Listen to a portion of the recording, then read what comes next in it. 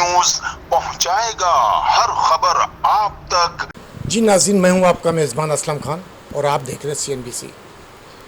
आज फिर हमारे साथ वो पर्सनालिटी मौजूद हैं, अलहाज सैयद मोहम्मद काज़मी, जो कि एक नारा सियासी ज़रूर है, लेकिन आज काज़मी साहब पे फिट होता कि न झुकने वाला, न बिकने वाला और इंसाफ की बात करने वाला। ये नारा तो सियासी है, लेकिन यकीनन आज हमारे बीच में ये बात की जा रही है। तो मैं आज फिर जिस तरीके से मैंने कहा था कि पार्ट 1 और पार्ट 2, लेकिन आज वैसे तो पार्ट 3 है, लेकिन ये पार्ट 2 है। तो पूछता हूँ कि काज़मी साहब से कि आज क्या इनके बीच में है और किन किन चीज़ों का सामना करना पड़ा, तो क्या कहेंगे अलहाज साहब? जी सब काज़मी साहब क्या कहेंगे आज, क्योंकि आज पार्ट 2 आप लेकर आए हैं, तो पार्ट 2 में क्या पैगाम देंगे हमारे कौम को और पाकिस्तान के लोगों को? जी बिस्मिल्लाहिर्रहमानिर्रहीम। मेरी गुजारिश तो वही है जो मैंने गुज़िश्ता प्रोग्राम में आपसे तवस्से से IG साहब को की थी। आज भी मैं IG और AIG साहब, एडिशनल IG जो हैं, उनसे गुजारिश करता हूं कि मामले की संगीनी को महसूस करें और आज आपका अमल, अल्लाह रब्बुल आलमीन ने आपको ताकत दी है, आपको रुतबा दिया है, तो आप इतने ही बड़े जवाबदार भी होंगे आखिरत में। आज आपको बार बार गुजारिश की जा रही है, रुजू किया जा रहा है कि नाइंसाफ़ियों के ख़ात्मे में अपने ओहदे से इंसाफ करें, आप दादरसी करें।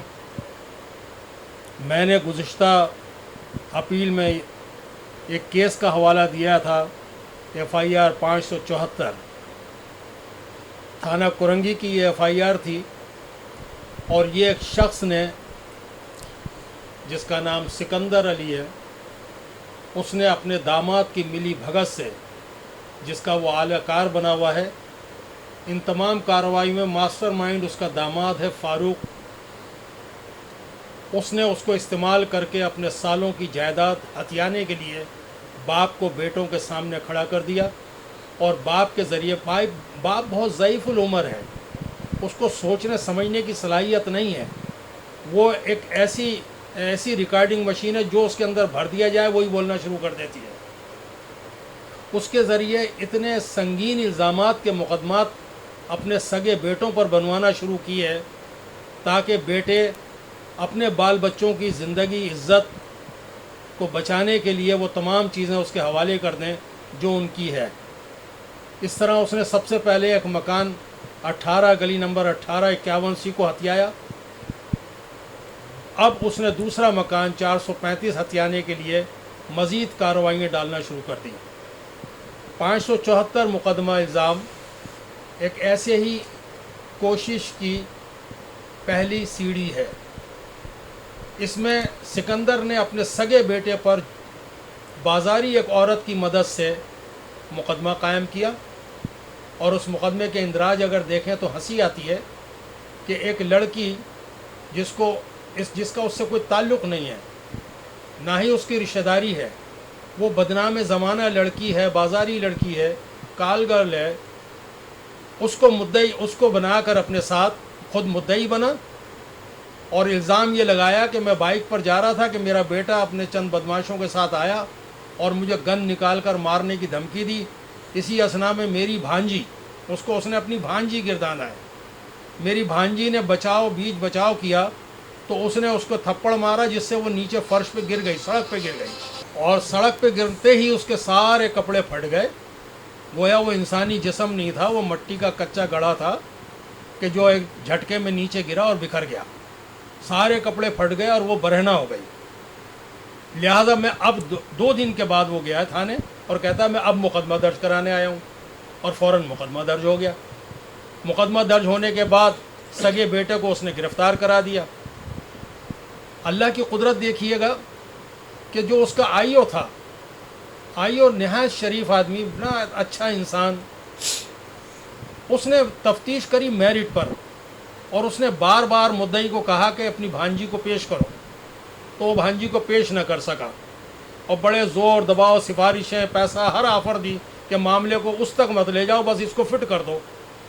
اس نے مقدمے کی پوری تفتیش کرنے کے بعد اس کو بی کلاس میں چالان کیا کہ یہ مقدمہ جھوٹا ہے۔ اس دوران آئیو کو پتہ چلا کہ یہ لڑکی تو ہیبیچول ہے، اس ٹائپ کے یہ مقدمے درج کراتی ہے اور لوگوں کو اندر کرواتی ہے اور بھاگ جاتی ہے، جس کو سکندر نے استعمال کیا اپنے مفاد کے لیے۔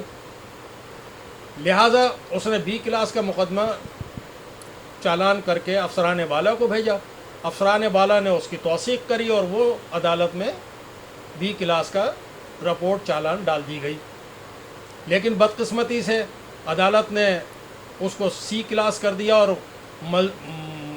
مظلوم کو، یا جو اس میں نامزد ایکیوز تھے جن کے ساتھ ظلم ہو رہا تھا، انہیں ان کے حق سے محروم کر دیا گیا۔ کاش وہ بی کلاس ہو جاتا تو سکندر کی یا اس کے حواریوں کو دوبارہ جھوٹا مقدمہ کرنے کی ہمت نہ ہوتی۔ لیکن کاظمی صاحب، بیچ میں روکوں گا معذرت کے ساتھ آپ کو۔ آپ نے کہا کہ سکندر کا جو سسر ہے انہوں نے ایف آئی آریں کٹوائیں اپنے بیٹوں کے نام، لیکن سمجھ میں یہ نہیں آتا کتنی آسانی سے ایف آئی آر کیسے کٹ جاتی اور باپ بیٹے کے خلاف کیوں کٹوا رہا، یہ سوچنے پہ بڑا عجیب سا لگتا ہے۔ تو ایسا آپ کیسے اس پہ اتنا بڑا الزام لگا رہے ہیں؟ کچھ آپ کے پاس ثبوت ہیں اس کے؟ ہاں سر، بالکل ہے۔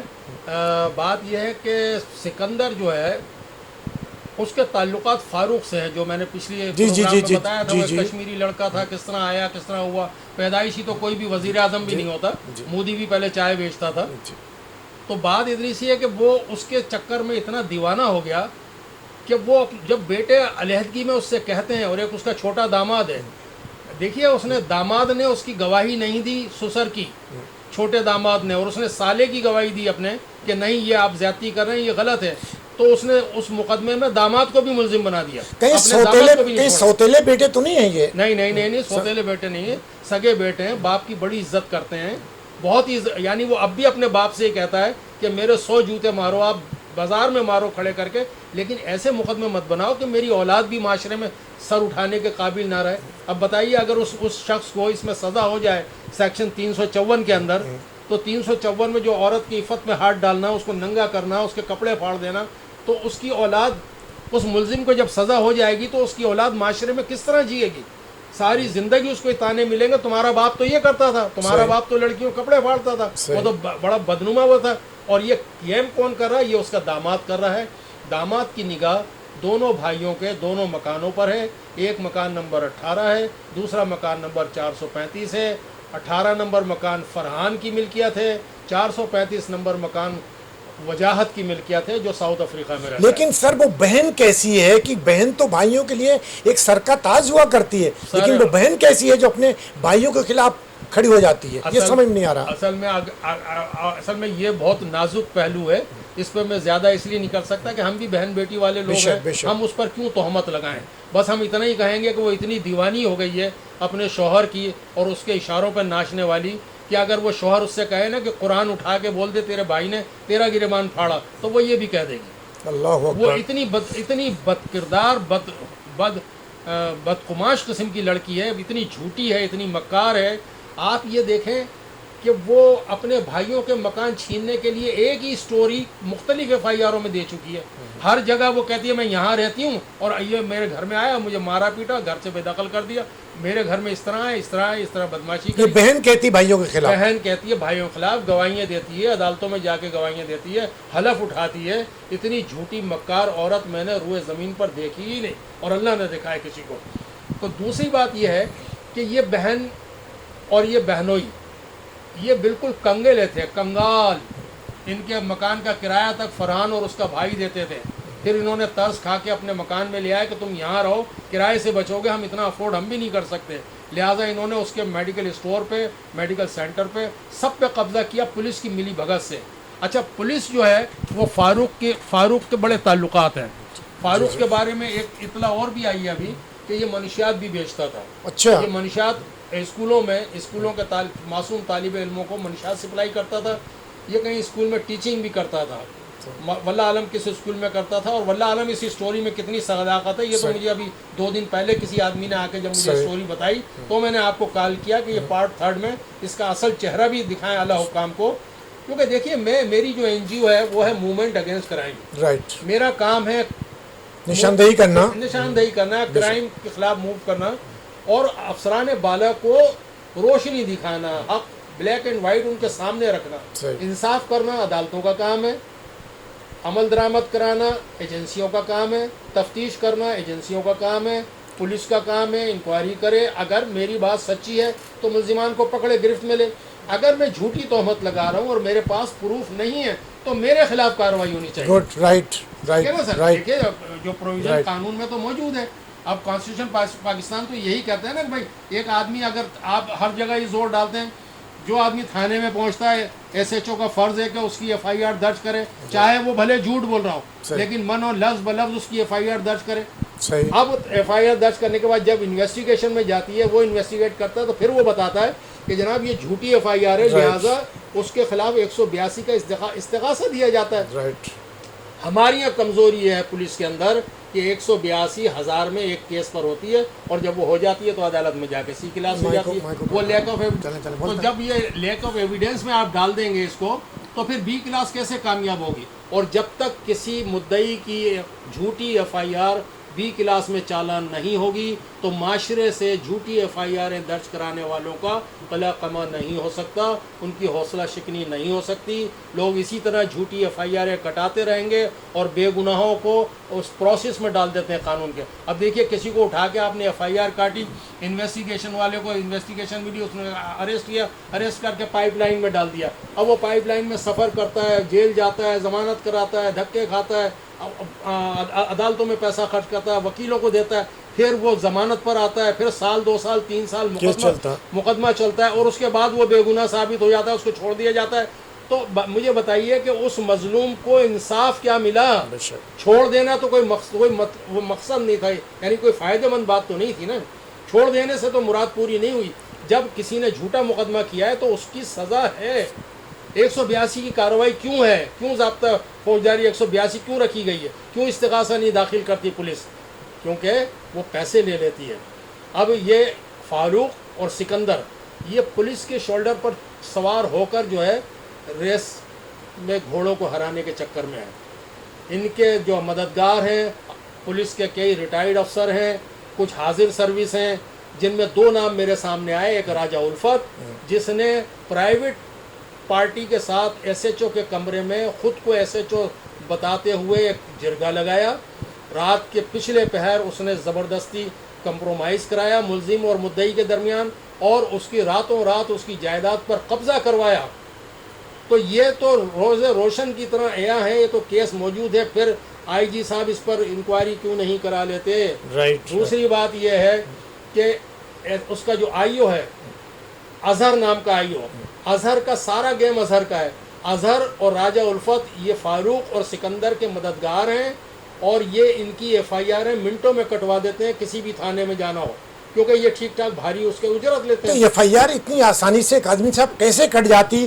کیونکہ میری اپنی 24-25 سال کی صحافت میں نے دیکھا کہ ایک شناختی کارڈ اگر کسی کا گم ہو جائے, جو کہ اس کا قانونی حق ہے کہ اس کو جا کے اطلاع دے تھانے میں, لیکن وہ بڑا مشکل ہو جاتی. کٹتی بے شک, لیکن اس پہ چکر لگواتے ہیں جب تک کچھ نہ کچھ حساب کتاب نہ بنے, جب تک کوئی فائل نہیں کٹتی. تو ان کی اتنی آسانی سے FIR کٹ کیسے جاتی؟ اس کا یہاں سوال پیدا ہوتا ہے. سر آپ یہ دیکھیں کہ ہمارے یہاں سندھ ہائی کورٹ کے ایک وکیل ہیں, راجہ ریاض ہیں, میرا خیال ہے شاید ان کا نام ہے, ریاض سولنگی.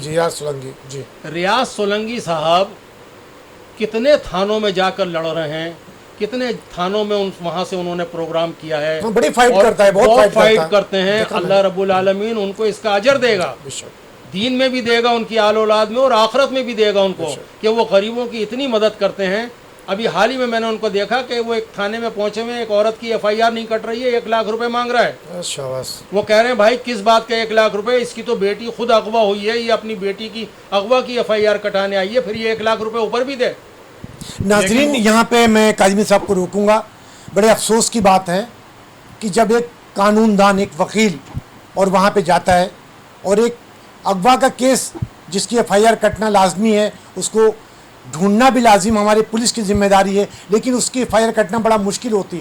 تو سوال یہاں ضرور پیدا ہوتا, جو یہ الزام لگا رہے ہیں کاظمی صاحب کہ ان کی FIR بڑی مشکل سے کاٹی گئی, تو یہ عام آدمی کی ऐसे कैसे कट रही, यहाँ सवालिया निशान है आईजी के लिए, उन इदारों के लिए कि इस पे तहकीकात होना है। जी काज़मी साहब। तो सोलंकी साहब ने तो बारहा आईजी साहब को मुखातिब करके कहा कि आप देखें ये क्या हो रहा है, किस बात का 1 लाख रुपए FIR काटने के ले रहे हैं। और ये कौन सा थाना है, कुछ पता है आपको? मेरा ख्याल है या तो नाज़िमाबाद था या औरंगी था। चलिए, कराची का कोई भी थाना है, थाना था, और कराची के कई थाने हैं जिनमें सोलंकी साहब गए हैं और जाके उन्होंने दादरसी की है लोगों की, और आईजी साहब से अपीलें करते रहे। लेकिन किसी सर बात यह कि जूं नहीं रेंगती किसी के सर के ऊपर। बज़ाहिर उन्होंने कंप्लेन सेल बनाए हुए, कोई FIR नहीं काटता है तो हमें बताएं, इस पर फ़ोन करें, इस पर ये बताएं, सख्ती से जगह जगह लिखा है अगर SHO FIR नहीं काटता हमें कंप्लेन करें। और भाई SHO साहब FIR जज के आर्डर की नहीं काटते। थानों का तो ये आलम है कि एडिशनल डिस्ट्रिक्ट एंड सेशन जज 22 से 22B की पिटीशन पर ऑर्डर कर रहा है SHO को कि इसका ज़ाब्ता फौजदारी की 154 के तहत स्टेटमेंट लेके अगर कॉग्निजेबल है तो इसकी FIR दर्ज करें। वो स्टेटमेंट लेने पर ही तैयार नहीं है। 6 महीने से ज़्यादा तो मेरे पास एक आर्डर पड़ा हुआ है डीजे साहब का, कोई सुनवाई नहीं है। वो अभी भेजा हुआ है हमने अप्रूवल के लिए, अभी SSP के पास से जवाब आएगा, अभी IG साहब के पास से जवाब आएगा। भाई एडिशनल डिस्ट्रिक्ट एंड सेशन जज के फैसले के बाद, ऑर्डर के बाद किसी IG के ऑर्डर की ज़रूरत नहीं है, किसी आला पुलिस अफसर की ज़रूरत नहीं है। हुक्म अदालत है, ये अदालत का एहतराम करना IG का भी फ़र्ज़ है, हर इंसान का फ़र्ज़ है। लेकिन यहाँ तो धज्जियाँ उड़ाई जा रही हैं, कोई पुरसाने हाल नहीं है। अब इस तरफ आते हैं हम कि फ़ारूक नामी शख्स, जब मैंने पिछले प्रोग्राम में उसका कच्चा चटा बताया, उसके बताई हैसियत कि वो क्या है और क्या से क्या बन चुका है, तो मुझे थ्रेट्स मिलना शुरू हो गए। अच्छा। मैं गाड़ी से जब मैं निकलता हूँ तो मेरे पीछे मोटरसाइकिल वाले आगे पीछे लगते हैं, मेरी विंडो के करीब आकर मुझे घूरते हैं। कहा मुझे कुछ नहीं है, सिर्फ मुझे डराने के लिए। उसके बाद मेरे ऑफिस के सामने शाम को आके 2 मोटरसाइकिलें खड़ी हो जाती हैं, घूरते रहते हैं, बस घूर रहे हैं। वो सिर्फ इसलिए कि आपकी आवाज़ बंद करना चाह रहे हैं। घूरते रहे भाई, घूरते रहो। कुछ अचानक ये हुआ कि परसों जब मैंने आपको फ़ोन करके कहा कि प्लीज़ मुझे टाइम दें थोड़ा, मैं एक और नई चीज़ पेश करना चाहता हूँ, तो परसों 2 साहब आए, एक ने मास्क पहना हुआ था, दूसरे ने हल्का सा लगाया हुआ था। अंदर आ गए, कहने लगे जी बड़ी हिम्मत से आए और प्लीज़ आप कुछ समझिए नहीं। मैंने कहा भाई मैं क्या समझूं, बताओ क्या मारने के लिए आए हो? अच्छा, उनको अंदर आते हुए देखते हुए ऑटोमेटिकली मैंने सीधा हाथ अपने वेपन पर रख लिया था कि अगर ये क्योंकि उससे पहले एक दफ़ा अंदर घुसते ही फायरिंग करके लोग गए, तो मैंने उठा लिया था वेपन, लेकिन वो आते ही जो है उसने सलाम किया, अदब से बैठ गया, तो मैंने उसको हाथ अपना लूज़ कर लिया। तो कहने लगा जी बात इतनी सी है कि मैं आपका जो हूँ मुरीद हूँ। अच्छा। मैंने कहा भाई मैं तो पीरी मुरीदी नहीं करता हूँ, ना कोई तावीज़ देता हूँ, तुम मेरे मुरीद कहाँ से हो गए? कहने लगे नहीं, मैं आपको अरसे से मैं देख रहा हूँ, आपके बड़े मैंने कारनामे देखे हैं, बड़े काम देखे हैं, बड़ा TV प्रोग्राम देखे हैं, आप अभी जिसी मूजी इंसान के पीछे पड़े हुए हो, और हम चाहते हैं कि वो आपको तकलीफ़ ना दे क्योंकि वो आपके ख़िलाफ़ जाल बुन रहा है। सही। मैंने कहा यार कौन सा जाल बुन रहा है? कहने लगा वो जो भी जाल बुन रहा है हम आपको ऐसी छुरी दे जाते हैं जिससे आप वो जाल काट दो। अच्छा। मैंने कहा यार बताओ क्या है? तो उन्होंने मुझे एक FIR और एक चार्जशीट दी। अच्छा, ज़रा दिखाएं वो कौन सी है कैमरे पे? ये चार्जशीट है और FIR है। चलिए नाज़रीन, स्क्रीन पे आप देख रहे होंगे और दिखाऊंगा भी मैं मैं आपको आपको। रिकॉर्ड के लिए दे भी दूंगा। ये है फर्स्ट इंफॉर्मेशन रिपोर्ट, यानी FIR जो है 1290/2024 की है। हाँ। थाना है इसका Korangi industrial area, Korangi district, Korangi, Karachi. ये किसके नाम है? ये अभी बताता हूँ मैं। ये FIR कटी है 19/12/2024 को। इसमें मुलजिम हैं, इसमें तकरीबन 5 मुलजिमान हैं। बस 2-3 के मुझे नाम बताएं इसमें। अच्छा, इसमें सबसे जो अहम हमारा जो मुलजिम है सबसे बड़ा, वो यहाँ मौजूद है फ़ारूक। सही। फ़ारूक है, आज़म है, और मिर्ज़ा जहांगीर है, और जनाब और एक आध और हैं, जानू हैं। इनके ख़िलाफ़ एक लड़की ने एक आदमी ने FIR कटाई कि मेरी बीवी अगवा हो चुकी है। अच्छा। किसी सही। ने अगवा कर लिया है, काम पर गई थी, वापस यानी मकसद कहने का आपका जो फारूक है वो इन कामों में इन्वॉल्व है। सर मैं अभी तो क्योंकि FIR कटी हुई है। सीक्वेंस में साबित करता हूँ ना अभी कैसे है वो। उसने FIR कटाई, उसके बाद वो लड़की 2-4 दिन के बाद जब वो वापस आई, उसका लड़की को उसने थाने में पेश किया पुलिस के सामने कि भाई मैंने FIR कटाई थी, ये लड़की मेरी, ये औरत आ गई है।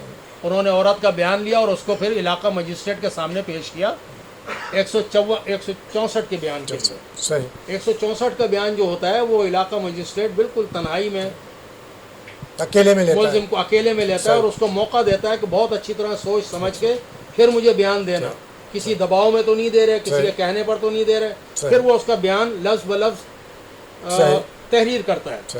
तो ये 164 के बयान में लड़की कहती है कि जनाब मैं फ़लाँ जगह ऐसे काम के सिलसिले में गई थी, तो मुझे एक आदमी ने कहा कि आओ तुम्हें अंदर ले जाता है गोदाम में, और वहाँ ले जाने के बाद वो फ़ोन करता है किसी को आज़म को कि आ जाओ यहाँ पर और तुम लोग पहुँचो यहाँ। तो फारूक को और उसको बुलाते हैं, वो फारूक आता है, 3-4 ये बंदे होते हैं, उसको कई दिन तक उसकी आबरू रेज़ी करते हैं, अल्लाह उसके साथ नाजायज़ वो ज़्यादती करते हैं उसके साथ। और वो कहती है ये बार बार ये सारे शराब के नशे में धुत होके मेरे साथ ज़्यादती करते रहे।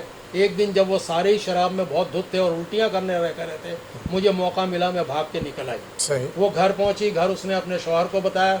20 साल की ये लड़की है, लड़की का नाम है जवेरिया, सही। ठीक है, इसे FIR और इसके मतन के मुताबिक वो जब रिपोर्ट करती है उसका 164 होता है। उसके बाद मुलजिमान की तलाश में पुलिस लग जाती है, लेकिन चूंकि मैंने जैसे आपको अर्ज़ किया कि फ़ारूक के पुलिस के अंदर बहुत अच्छे ताल्लुकात हैं। राजा उल्फत जो कोरंगी इंडस्ट्रियल एरिया का साबिका एक अफसर है, वो उसको शेल्टर देता है उसे। तो राजा उल्फत ने, मेरा ख्याल ये है कि इस मुकदमे में उसकी मदद करी है और उसको गिरफ़्तार नहीं होने दिया, लिहाजा फ़ारूक को उन्होंने कई मुलजिमान को 512 में चालान कर दिया। अब IO ने इसका बयान लगा के 512 ज़ाब्ता फौजदारी का उन्होंने अफसरान बाला को भेजा। अफसरान बाला ने उसका अप्रूवल दिया 512 का कि हाँ जी इसको अदालत में डाल दें। तो ये 512 का चालान होकर अदालत में डाल दिया गया है। सही। अब ये 1 साल से ये फारूक गिरफ्तार नहीं हो रहा। तो उसने कहा कि ये बंदा आपके ऊपर भी कार्रवाइयाँ डालेगा, मैं आपको इसका ये बता जा रहा हूँ, आप बताएं अफसरान बाला को। तो मैं तो यही कहता हूँ IG साहब से कि एक तरफ पुलिस की कारकर्दगी ये है, मुलजिम बिल्कुल दंदनाता फिर रहा है और 512 का मुलजिम मजीद दूसरों पर FIR कटवा रहा है।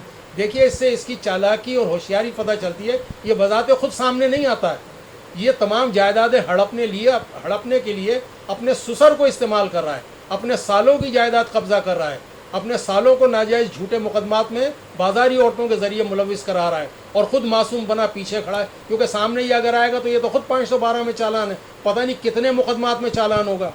उसी शख्स ने मुझे ये बताया कि आप, मुझे कस्में दी उसने कि मेरी शक्ल, मेरा नाम, सब कुछ आप आज से भूल जाना। नाम तो खैर उसने मुझे बताया ही नहीं, भूल जाना, मैं, आप मुझे नहीं जानते, मैं इंसानी हमदर्दी की बुनियाद पर और खौफ अल्लाह की बुनियाद पर आपको ये इत्तला देने आया हूँ कि आपकी जान को ख़तरा है और ये बंदा आपके पीछे लगा हुआ है और ये बड़ा ख़तरनाक बंदा है। ये मनशियात भी सप्लाई करता रहा है माजी में और इसके बाद बड़ी दौलत है, बड़े ताल्लुकात हैं, बड़ी घटिया औरतों के साथ इसके ताल्लुकात हैं, लिहाजा आप होशियार हो जाएँ।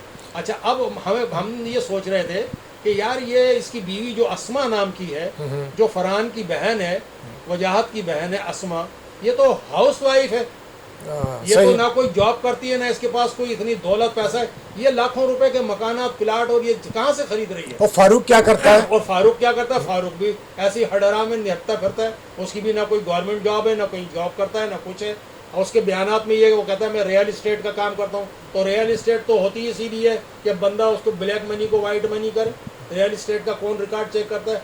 मेरा कहना ये IG साहब से कि इनकी मनी ट्रेल मांगी जाए। ये अभी हाल ही में इस हाउस वाइफ ने 20 लाख रुपए का एक जगह, छोटा सा एक जगह खरीदी है 20 लाख की, हालांकि वो जगह 1 करोड़ से ऊपर की है, तो 20 लाख की इसने कागजात में खरीदी है। अच्छा, खरीदो फरोख्त ये कैसे करते हैं कि पहले वही अपने ससुर को, अपने बाप को, सिकंदर पार्टी बन के वो मकान का सेल एग्रीमेंट कराता है और उस सेल एग्रीमेंट पर जो है वो अपनी बेटी को बेच देता है। बेटी करोड़ की चीज 20 लाख में, यानी आपस में बेटी बाप दामाद घुमा रहे हैं, आपस ही में खा रहे हैं दोनों। अब मकसद ये है कहने का कि इनके पास ये पैसा कहाँ से आ रहा है?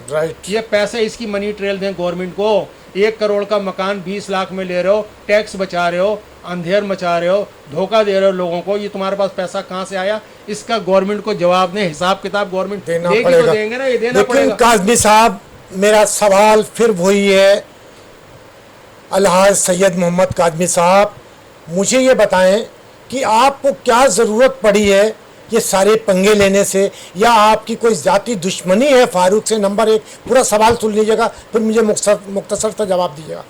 आप बार बार फारूक का नाम ले रहे हैं लोग, तो आपकी कोई ज़ाती दुश्मनी तो नहीं, या آپ پہ کوئی ثواب مل رہا ہے، کیا مقصد یہ جذبہ آپ کے اندر کہاں سے آیا اور کیوں یہ ساری آوازیں اٹھا رہے ہیں اور اس پہ الزام لگا رہے ہیں؟ کوئی ذاتی دشمنی آپ کی ہے؟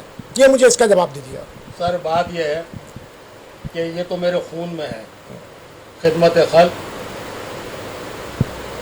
یہ میری رگ رگ میں بسی ہوئی ہے۔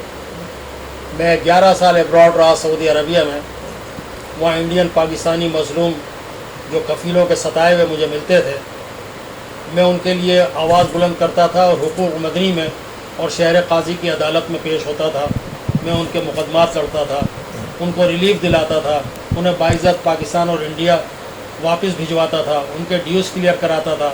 تو اس سے جو ان کے چہروں پر مسکراہٹ آتی تھی اور وہ مرجھائے ہوئے چہرے کھلتے تھے، اس سے میری روح کو بڑی بڑی تقویت ملتی تھی۔ بس صحیح، آپ کا جواب آ گیا۔ اب میرا آخری سوال یہ ہے کہ آپ یہ سارے کام کرتے ہیں اور اپنے آفس میں بیٹھے رہتے ہیں، آپ کا ذریعہ معاش کیا ہے جس طریقے سے آپ کا گھر چلتا ہے؟ یا اور اتنی آپ لوگوں کی مدد بھی کر رہے ہیں، محنت بھی کرتے ہیں، لوگوں کے لیے آواز بھی اٹھاتے ہیں۔ ایک تو آپ نے کہا کہ ہمیں ڈر ہے، تو ایک تو آپ کو ڈر نہیں لگتا کیا؟ اور آپ کا ذریعہ معاش کیا ہے جس سے آپ کا اپنا کام چلتا ہے؟ یہ بتائیں ذرا۔ جب میں باہر رہا تو میں نے کچھ پراپرٹیز بنائی۔ جی جی اب پراپرٹیز جو ہیں، جو ان کے کرائے وغیرہ آتے ہیں، وہ اتنے آتے ہیں کہ میری گزر بسر کے لیے میرے لیے کافی ہیں۔ صحیح، وہ میں نے باہر رہتے ہوئے بنایا، پاکستان میں رہتے ہوئے نہیں بنائے، اچھا، باہر رہتے ہوئے بنایا۔ اللہ نے مجھے دیا، 11 سال میں باہر رہا، اللہ کا دیا، میرے پاس سب کچھ ہے، اتنی میری ارننگ ہے کہ میں آرام سے دال روٹی کھا لیتا ہوں، کسی کا محتاج نہیں ہوں، کسی سے تمنا نہیں ہے۔ اب یہ جو کام ہے یہ میری روح کی غذا ہے کہ میں لوگوں کے لیے یہ جو خدمات پیش کرتا ہوں۔ تیسری چیز اس کے اندر جو اہم چیز ہے جی جی بتائیں۔ وہ یہ ہے کہ ایسا کرنے سے ملتا کیا ہے؟ جی جی جی یہی سوال ہے کہ آپ کو جگہ جگہ تھریڈ مل رہے ہیں، آپ کے لوگ پیچھا بھی کر رہے ہیں، جان کا خطرہ بھی ہے، تو یہی سوال ہے۔ صحیح سر میں آپ کو پتہ ہے ایک دفعہ ایک پروگرام میں نے بتایا تھا جعلی پیروں کا، جی جی یاد ہے آپ کو؟ جی جی جعلی جی یاد ہے پیروں جو کا؟ آپ نے کیا پہلے۔ اس میں مجھے کیا مل رہا تھا؟ صحیح اس میں تو مجھے آگے ادھر گولیاں تک مار کے چلے گئے، صحیح اسٹیٹ فائر کری نا میرے اوپر، گولیاں مار کے چلے گئے۔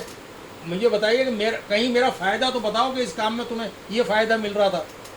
فاروق سے میری کوئی عداوت نہیں ہے، نہ میرا کوئی بہن بیٹی کا لینا دینا ہے، صحیح نہ میرا کوئی جائیداد کا تنازع ہے، نہ میرا کوئی ذاتی کوئی ایسی اس کے ساتھ، نہ میں تو اس کو جانتا بھی نہیں تھا۔ مجھے تو ایک فون کال، میرے ظاہر ہے کہ میرے چاہنے والے بہت ہیں، میں 11-12 سال تو مسلسل بلادی میں کالم لکھتا رہا ہوں باہر سے، میں نے پاکستان وطن اور ہم وطنوں کے لیے بڑی خدمات انجام دی ہیں، بڑے بڑے میں نے پروگرام ایسے کیے ہیں کہ جس کی وجہ سے مجھے اللہ تعالیٰ نے عزت دی۔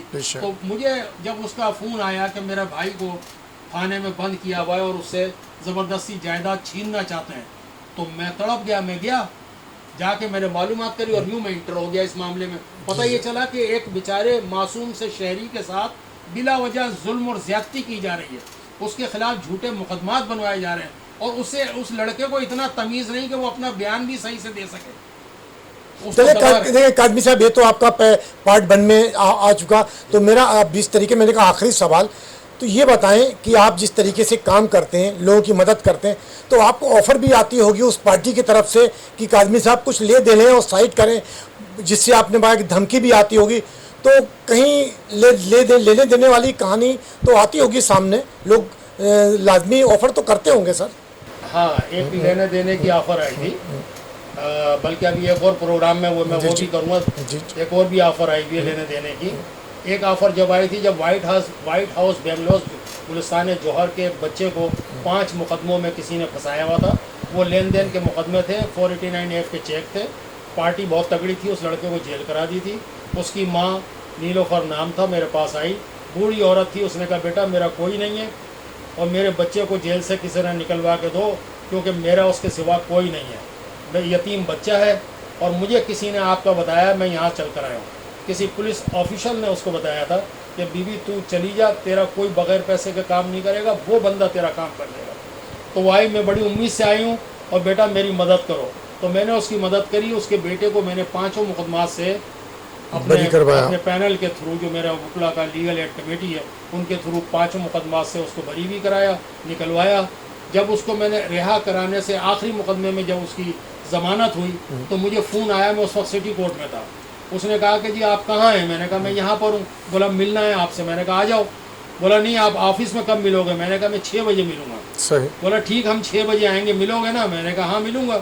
ٹھیک 6 بجے ایک موٹر سائیکل آ کے سامنے کھڑی ہوتی ہے, 3 بندے اس میں سے اترتے ہیں, ایک نے نقاب لگایا ہوا تھا, دوسرے نے ہیلمٹ پہنا ہوا تھا. میں یہاں اپنے آفس میں چیئر پر بیٹھا تھا, میرے ساتھ یہاں شفیق صاحب جو تھے, جو نصیر مین پوری کے مالک تھے, وہ اپنے کام سے آئے ہوئے تھے, وہ بیٹھے ہوئے تھے. سامنے اس لڑکے کا جو جیل میں تھا اس کا ہونے والا بہنوئی بیٹھا ہوا تھا, اور ایک آدھ بیٹھے تھے. کہ اندر جب وہ آنے لگے تو میں نے دیکھا ان کے ہاتھوں میں گنیں تھیں. تو میں اس سے کہ یار یہ تو شاید ڈکیت آ گئے, میں کھڑا ہو گیا. میں یہ برابر کے دروازے سے نکل سکتا تھا, لیکن میں بھاگا نہیں. میں نے کہا یہ سارے میرا مذاق اڑائیں گے, کہ بزدل تھا بھاگ گیا. میں کھڑا ہو گیا, وہ اندر گھسے, انہوں نے دوسری بات ہی نہیں کری, انہوں نے چیمبر سیدھا کیا, ٹھاک ایک گولی ماری جو میرے یہ دل کے اوپر سے گزر کے یہاں قریب سے باہر نکل گئی. دوسری گولی ماری میرے ہاتھ میں لگی. پھر میں نے سوچا یہ تو مجھے مارنے آئے. پھر میں نکل کے میں نے اپنا دروازہ بند کیا, تو وہ بھاگتے ہوئے ادھر میری ٹیبل تک آئے. ٹیبل نے ان کو روک لیا, تو ایک نے دوسرے سے پوچھا گولیاں لگیں؟ بولا ہاں. بولا بھاگو. وہ باہر بیٹھ کر بھاگ گئے, چلے گئے. یہ واقعہ ہوا. میں جنا گیا, اسی وقت گاڑی واڑی لے کے جنا پہنچے. جنا جانے کے بعد اچھا اتنی منصوبہ بندی سے آئے تھے, ادھر گولیاں ماری. کسی نے نہ چھیپا کو فون کیا, نہ کسی نے 1122 پر کیا. ایمبولینس چلی آ رہی ہے, 1 منٹ کے اندر آ گئی. بولا یہاں کسی کو گولیاں لگی ہیں فلاں آدمی کو. میں نے کہا کہ یار یہ تو پری پلاننگ ہے, اگر میں اس میں بیٹھ کر جاتا ہوں تو رستے میں پھر یہ روک کے مجھے اڑا دیں گے. تو میں نے کہا نہیں بھائی آپ جاؤ, ہم اپنی گاڑی سے جائیں گے. پھر ہم پرائیویٹ گاڑی سے گئے. خیر وہ پٹیاں لگی سب, رات کو گولیاں مار کے گئے. صبح پھر میں کورٹ کچہری میں تھا. 2 مہینے تک میں اپنی پیروی کرتا رہا. لڑکے کو جیل سے چھڑایا, ہاتھ پہ پٹی بندھی ہوئی تھی, سب حیران تھے. میں نے کہا میری کمٹمنٹ تھی اماں یہ اپنا بچہ لو. اچھا کاظمی صاحب بہت لمبا ہو رہا ہے, کیونکہ پارٹ 3 بھی ہمیں کرنا ہے. اس کے بعد آخری پیغام کیا دیں گے آئی جی کو, بس یہ بتائیے گا. میرا تو آئی جی صاحب سے کہیں تو میں ہاتھ جوڑ کے بنتی کر لوں کہ سر اللہ تعالیٰ نے آپ کو بڑا رتبہ دیا ہے, بے شک, بڑا عہدہ دیا ہے, بڑا نام دیا ہے, اور اتنی ہی بڑی کتاب آپ کی کھلے گی حساب کتاب کی, آپ بچو گے نہیں آخرت سے. اور اس کا جواب آپ نے دین میں بھی دینا ہے, دنیا میں بھی دینا ہے. آپ اپنے بڑوں کو دیکھیں, آج تک کتنے بڑے طاقتور لوگ کس طرح بے شک, عبرتناک موتوں سے دوچار ہوئے ہیں. موت تو برحق ہے, موت تو مجھے بھی آنی ہے, سب کو آنی ہے. تو آپ برائے مہربانی اللہ کا واسطہ ایسے کام کریں کہ جس سے آپ اور آپ کی نسلوں کو اس کا اجر ملے, اور اجر عظیم ملے. اگر برے کام کرو گے تو برا اجر ملے گا, اچھے کام کرو اچھا اجر ملے گا. تو اس ان کے مقدموں کو دیکھیں. اس بندے کی ایک تو منی ٹریل کو پتہ کریں کہ کہاں سے دولت آ رہی ہے, جہاں سے یہ پلاٹ پہ پلاٹ خرید رہے ہیں, اتنی دولت بہا رہے ہیں, کہاں سے اتنا پیسہ آ رہا ہے جو اتنی ایف آئی آر مسلسل کٹائے چلے جا رہے ہیں. جو ان کے خلاف بولتا ہے اس کی ایف آئی آر کٹ جاتی ہے. اب وہ گواہ تھا, گواہ نے ان کے خلاف ان کے حق میں گواہی نہیں دی, جھوٹی. غلام نبی نام ہے اس کا, اس نے جھوٹی گواہی دینے سے انکار کر دیا, تو اس کے اوپر دوسری ایف آئی آر بھی ابھی 2 دن پہلے کٹوا چکا ہے فاروق. جی جی تو یہ ایف آئی آر. جی ناظرین, آئی جی صاحب اب آپ کی ذمہ داری بنتی ہے کہ جس طریقے سے کاظمی صاحب نے یہ آواز اٹھائی ہے اس کی تحقیقات ضرور کریں. تھوڑا سا ایمانداری سے ایسے افسران کو اس پہ تعینات کریں جو اس طریقے سے اس کی انکاری کریں. اور جس طریقے ان کا کہا کہ فاروق ایک اسکول میں ملازم تھا اور وہاں پہ منشیات کے کیس میں نکالا, تو ان کا کہنا یہ بھی ہے, مجھے لگتا ہے کنفرم نہیں لیکن مجھے لگتا ہے کہ جو پنکی پکڑی گئی شاید اس کے تانے وانے بھی وہاں سے ملتے ہوں گے. کیوں کہ جس طریقے سے پنکی نے اپنے بیان دیے کہ ہمارے بہت لمبے ہاتھ ہیں, یہاں ہونے کے بعد بھی ہمارا کام چلے گا, تو شاید خدا نخواستہ, میں نہیں کہہ رہا ہوں کہ حقیقت ہے, لیکن اس پہ تحقیقات ہونا چاہیے, کہیں یہ تانے وانے وہاں سے تو نہیں ملتے ہیں. تو یقیناً اس پہ ایسا ہونا چاہیے. اور جس طریقے سے میں نے انٹرو میں کہا, الحاج سید محمد کاظمی جنہوں نے یہ بیڑا اٹھایا ہے کہ میں حق کی آواز بلند کرتا رہوں گا چاہے میری جان کیوں نہ چلی جائے. اور اس کے بعد بھی ان پہ فائرنگ بھی ہوئی تھی, ان کی گاڑی کا پیچھا کیا جاتا, کہیں جاتے ہیں وہاں بھی ان کا پیچھا کیا جاتا, ان کو تھریٹ بھی ملتے ہیں. تو اس پہ غور کیا جائے اور تحقیقات کی جائے, اور ان پہ بھی نظر رکھی جائے ان لوگوں کو کہ آیا ان پہ کوئی اللہ نہ کرے ان کی آواز کہیں بند نہ کر دی جائے, کیونکہ حق کی آواز اٹھانے والے پاکستان میں بہت کم لوگ ہیں. انشاءاللہ کل کسی اور نئے موضوع اور نئے مہمان کے ساتھ آپ سے ملاقات ہوگی. جب تک اپنے میزبان اسلم خان کو اجازت دیجیے. اللہ حافظ. पाकिस्तान जिंदाबाद। इस वीडियो को लाइक करें, हमारे चैनल को सब्सक्राइब कर बेल आइकन जरूर प्रेस करें हमारी न्यू वीडियो सबसे पहले देखने के लिए।